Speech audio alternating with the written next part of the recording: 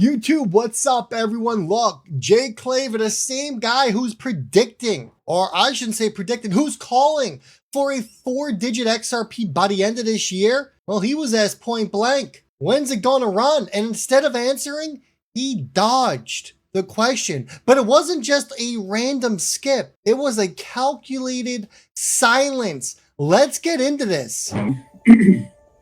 Man, he says, hey, legend, do you know something about XRP and its anticipated timeline that you are not permitted to tell us? I'm going to skip that one.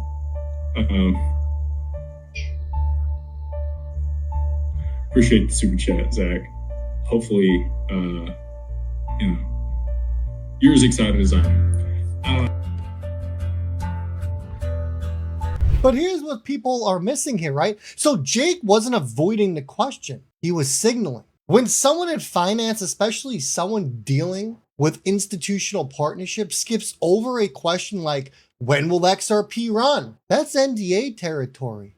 We already know, but we can't legally say yet. So what are we waiting on, right? The Clarity Act, the Genius Act. Once those are passed, XRP's legal bottleneck, it disappears overnight. That is the green light moment. Everything Ripple is doing right now, from the banking infrastructure all the way to the cross-border rails, it's locked, it's loaded, and it's waiting on one word. And that word is clarity. Now, before we get to the next segment, folks, imagine finally having clarity on where XRP fits in your crypto portfolio. Not generic advice, but a strategy that is built for you. In your one-on-one session, we'll cut through the noise. We'll review your current positioning and map out your best entry and exit moves. You'll walk away with a concrete action plan, tools you won't find anywhere else, and the confidence to move forward without second guessing. Spaces are limited this month, especially with Thanksgiving around the corner. Secure your call and let's make your crypto journey strategic and not speculative. Which brings us over to this, talking now about the supply shock moment and supply shock incoming. Here's what most people aren't tracking. XRP reserves, they're evaporating. Institutional wallets, your over-the-counter desk, and reserve accounts are draining faster than anyone can replenish. This is the calm before your liquidity storm. Because look, the dead honest truth is, when these institutions start using XRP for settlement, they don't need billions of tokens. They need efficiency here, right?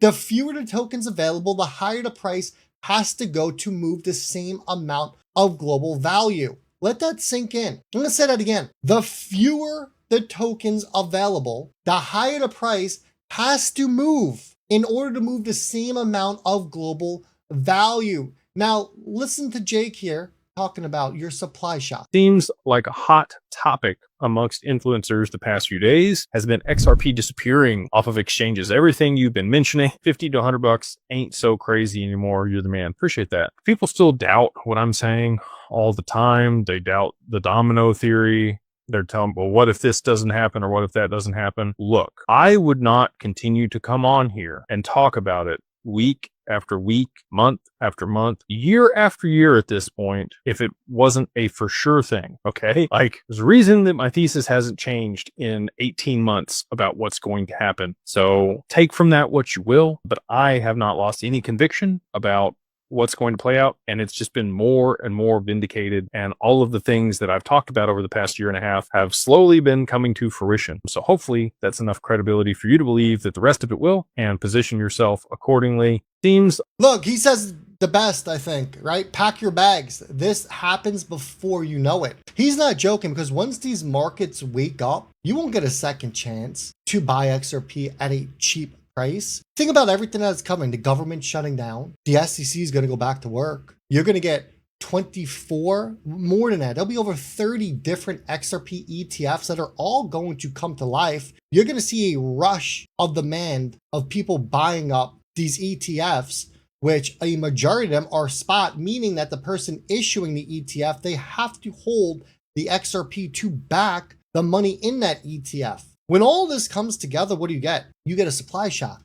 We made a lot of videos on the supply shock narrative, which moves us over to this and Ripple becoming a bank. This is an interesting one, right? Because this is kind of a newish event. No one had this in their Uno cards, I'll tell you that much. And they are about to become a bank. And they're about to get access into the Fed, into the master account. That is massive. I didn't think I would be here 8 years later holding XRP and still following what Ripple is doing and ever talking about a time in history where Ripple was going to look to become a bank and get access into the Federal Reserve's master accounts. And somehow people are trying to say that this right here, this isn't bullish for XRP. Like, are you kidding me? It just makes me want to laugh at these people. How is Ripple becoming a bank and not bullish for XRP? Brad Garlinghouse has made it super clear. Everything that Ripple does, XRP is the centerpiece. And people want to fight and argue that. It's crazy. But here we are. That's the world we live in, right? When Ripple turns into a full-blown financial institution, that means regulatory access, right? Liquidity corridors and interbank settlement clearance, which is all going to be powered by XRP.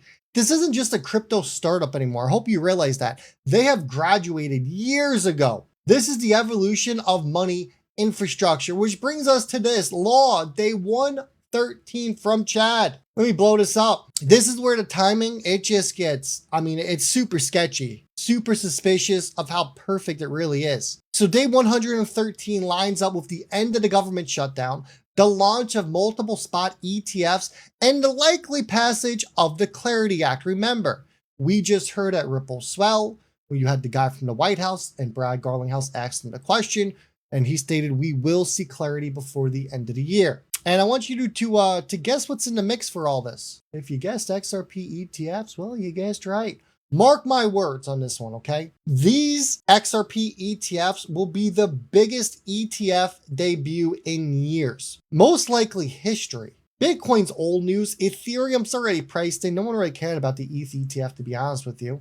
Solana's doing okay. Its first 9 days, an amazing amount of money has rushed in, but XRP is going to blow it all out of the water. XRP is the one that Wall Street has yet to price in. And when it hits, it's going to be nuclear. Write that down. I said it. It's coming, folks. Now, let's get to this. Here's a bombshell that everyone is ignoring. Swift, Citi, and Ripple. They're not competitors anymore. They're collaborators. Listen to this. We got Kylene from Swift. You have Ryan Rugg from Citi, and you got Peg Salatini from Ripple, all sitting at the same table talking about building the next gen global payment rails. I'm going to play this clip for you. It's about 2 minutes. Listen up. Separate phases. So phase one was all about domestic schemes. So we've got, that was the first group that really said, all right, let's try and see how we can reduce friction. How can we get to interoperability? And that's where you have examples like FedNow. You have some great use cases in India with UPI and with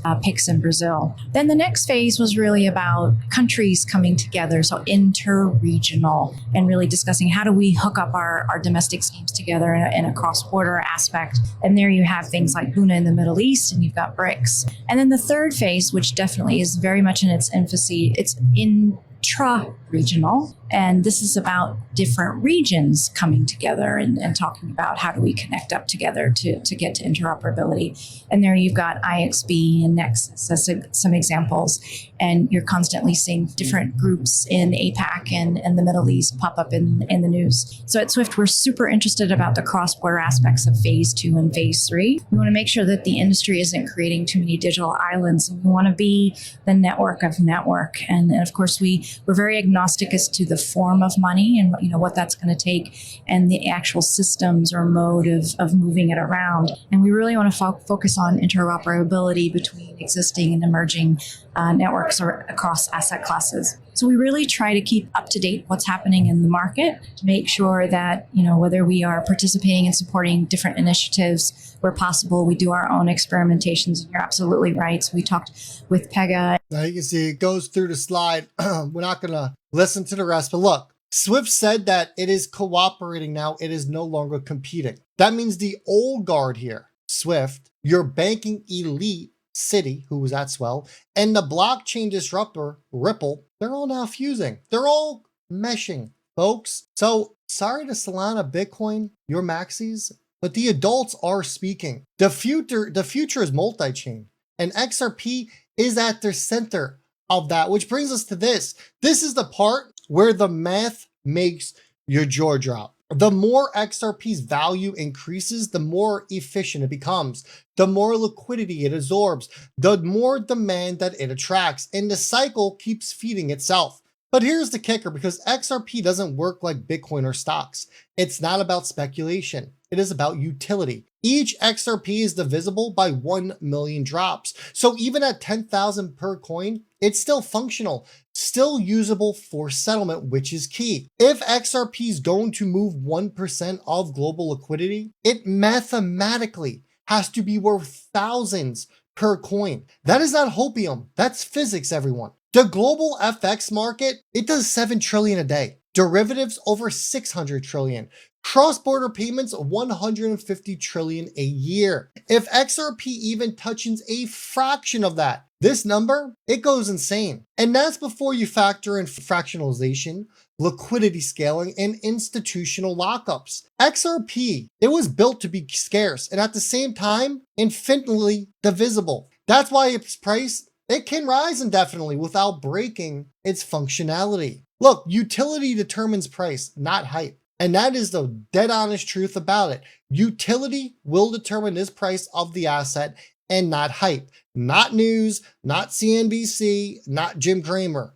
When adoption hits critical mass, XRP, it becomes not just a token, but a monetary instrument. The math says it has to be high valued, or it just simply can't do its job. Which brings us over to this. This is BlackRock's head, Robbie Mitchell, the same guy who worked for Ripple, the same guy who put out the evaluation paper framework. What does he know? He now works for BlackRock. Listen. Well, I think my advice is more for the people coming in how they approach the space. I think it's very important to be discerning and to be very particular about which assets one is going to hold. Right. There's a reason Bitcoin is still roughly 65% of the market cap of the space, because it has very clear a product market fit and investor narrative and a big addressable market as this digital gold like asset. There's a reason there's consolidation in a lot of the rest of the market cap in a few top assets, which is those are the handful that have really proven themselves and developed some degree of product market fit and economic utility. One has to be very wary going far down the table. There's hundreds of thousands of crypto assets out there today.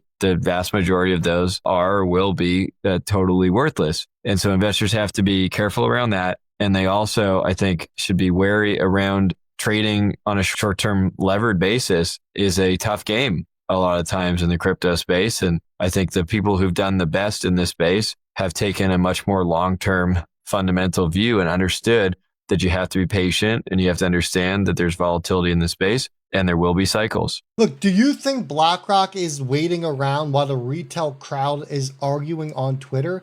No chance. They're watching the data, the liquidity flows, the regulations. They know the price equation already. They just won't tell you. Robbie Nisnek, he ran the price equation. Why at Ripple? For the price of XRP, and everything he had in that paperwork, we are going way above that because Ripple has done so much more than he originally thought. So yeah, you know what? You better pick wisely. And we are now seeing, and I'm not going to play this clip, but over 30 XRP ETF applications. 30. That's a lot. Think about that. They're all going to come online. The government's reopening, the SEC, they're going back to work. Stablecoin regulations like RLUSD, they are already done. Custody frameworks are all being finalized. Once those doors open, retail's done. Institutions will flood in and price everyone else out. Don't be the one that's watching from the sidelines when the liquidity reset hits. This isn't about chasing a pump. This is about understanding what is already in motion. Folks, so does Jake Claver know the XRP price surge date? Let me know what you think. Comment down below. Let's just say he doesn't need to say it, but the entire system's already told us. From the Clarity Act to Ripple's banking licenses to SWIFT's cooperation to the ETF filings stacking by the week, the writing's all on the blockchain. The question isn't if XRP runs, it's whether you'll still be able to afford XRP when it does run. I hope you enjoyed. Hit that thumbs up button. Make sure you subscribe to the channel. Get that call booked with me, and we'll speak